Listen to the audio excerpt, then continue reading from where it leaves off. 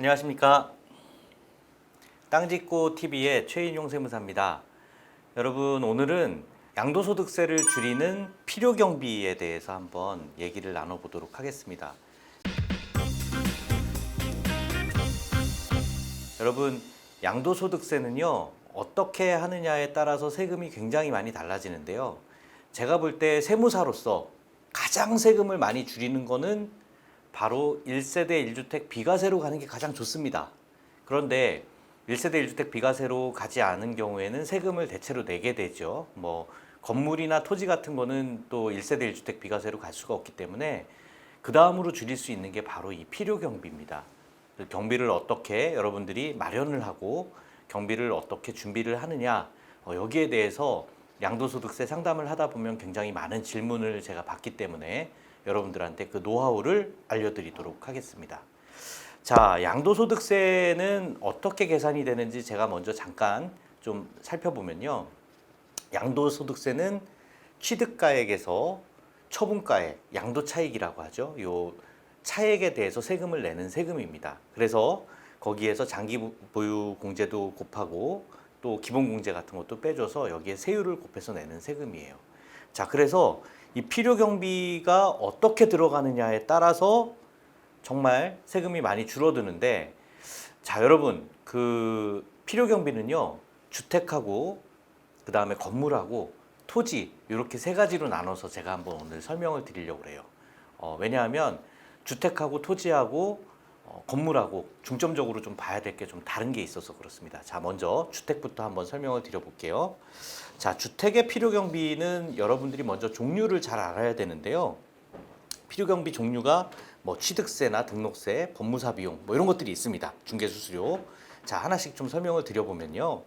취득세나 등록세를 여러분들이 준비를 해주셔야 되는데, 이게 2011년도에 취득세로 등록세가 통합이 되면서 등록세라는 게 없어졌어요. 그래서 2011년도 이후에 취득하신 분들은 취득세만 있으면 됩니다. 근데 저희가 이제 실제 자료를 요청을 하다 보면 등록세는요, 예전에 2011년도 이전에 취득하셨던 분들이 등기 원부에 등록세가 붙어 있는 경우가 많아요. 그리고 그때는 취득세 고지서를 주면서 이건 나중에 2달 이내에 내세요 이랬기 때문에 취득세 납부서가 빠져 있는 경우가 굉장히 많습니다. 자, 그래서 2011년도 이전에 주택을 취득하셨던 분들은 내가 그때 당시에 냈던 취득세 영수증 잘 있나? 요거 꼭 체크하시기 바랍니다.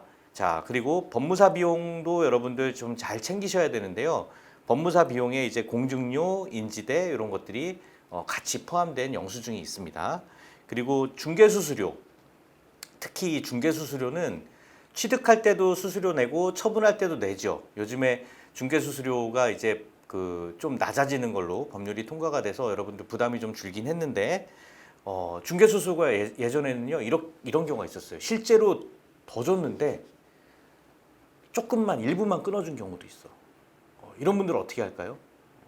실제로는 1,000을 줬는데 500만 원만 중개사분들이 끊어준 거야. 억울하죠. 나중에 양도세 많이 내야 될 때는 억울하죠. 그런 경우에는 이 1,000만 원을 준 우리의 입증 자료를 찾아야 됩니다. 어디에 있을까요, 여러분? 그 입증 자료가 바로 여러분들 통장에 있습니다. 통장에서 쏴준 그 내역을 가지고 입증을 하면 그것으로 실제로 500만 원만 끊어줬다고 하더라도 1,000만 원의 비용으로 인정을 받을 수가 있습니다. 자, 그래서 여러분들한테 이 내용을 통해서 강조드리고 싶은 게 있어요. 하나가 뭐냐면 영수증이 중요한 게 아닙니다, 여러분. 영수증보다 더 중요한 거는 통장으로 실제로 비용을 지급해 주라는 거. 이게 더 중요해요. 아시겠죠? 자, 집 살 때 여러 가지 부대 비용 들어가는 것들은 다 통장으로 지급해 주시기 바랍니다.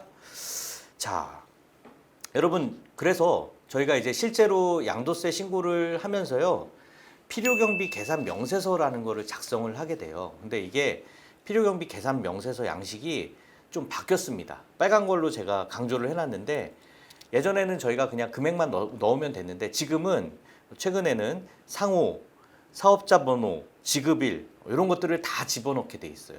그래서 여러분, 영수증만 받으면 그 양도세가 줄어듭니다. 이 얘기가 조금 더 구체적으로 말씀을 드리자면, 그 영수증이 그냥 영수증이면 안 되고요. 현금 영수증이어야 돼요.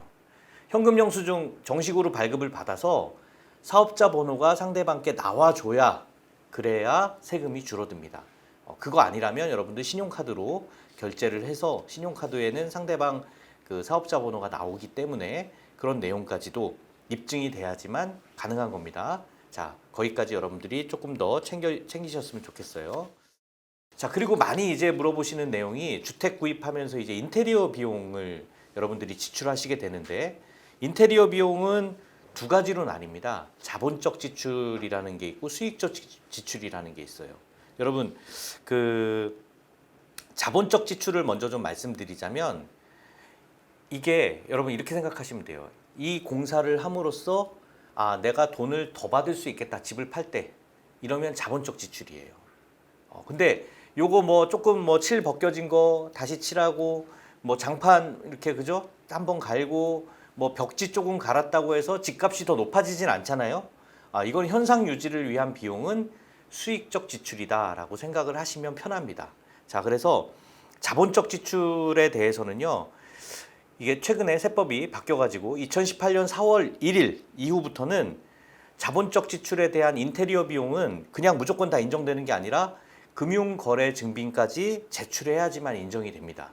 요즘에 인테리어 비용들이 굉장히 많이 늘어서 뭐 예전에는 한 2, 3천만 원에 이렇게 인테리어 하시는 분들도 많이 있었는데, 최근에는 뭐 억대를 넘어가게, 그죠? 코로나 시대에 집에 또 좋은 환경을 유지하려고 하시는 분들이 많기 때문에 굉장히 많은 돈을 들여서 인테리어를 하시는 분들은 인테리어 관련한 계약서도 중요하지만 이제 2018년 4월 1일부터는 금융증빙까지 같이 들어가야 되기 때문에 통장으로 지급해서 주는 게 굉장히 중요합니다. 자, 그래서 여러분들 명의도 되게 중요해요. 공동 명의로 샀는데 인테리어 억대 되는 비용이 남편분의 통장에서만 나갔다. 그러면 그게 공동 명의에서 6억을 넘어가는 부분이 있다라고 한다면 증여 문제가 이걸로 인해서 나올 수도 있습니다. 그래서 인테리어 비용 같은 거 금액이 크게 들어가거나 처음에 초기 주택 구입 금액이 큰 경우에는 그 공동 명의로 하시는 경우에는 증여 문제까지도 같이 상담하시면서 진행을 하시는 게 좋겠습니다. 자, 자본적 지출의 대표적인 게 이제 발코니 확장 이런 거죠. 그리고 이런 거 하면은 우리 집값이 높아지겠다 하는 것 중에 제일 좋은 것들 중에 하나가 또 천정에 뭐 천정형 에어컨을 설치했다든가, 뭐 경우에 따라서 단독주택 같은 경우에 뭐 엘리베이터, 뭐 에스컬레이터 이런 것 설치한 것들, 이런 것들 냉난방 장치를 완전히 교체했다든가 이런 것들은 자본적 지출로 봅니다. 자, 그래서 수익적 지출에 대한 사례를 조금 더 한번 살펴보면요. 본래 용도를 복원한 거, 아까 제가 말씀드렸죠. 뭐 태풍이 불어서 창문이 깨졌는데 수리했다. 그런 것들은 다 수익적 지출이에요. 우리의 집값을 올리지 못하는 거, 유리창 수선이라든가 도배, 형광등, 보일러, 있는 보일러를 그대로 수리했다. 이런 것들은 수익적 지출에 해당이 됩니다. 자, 인테리어 비용 관련해서 말씀을 드렸고요.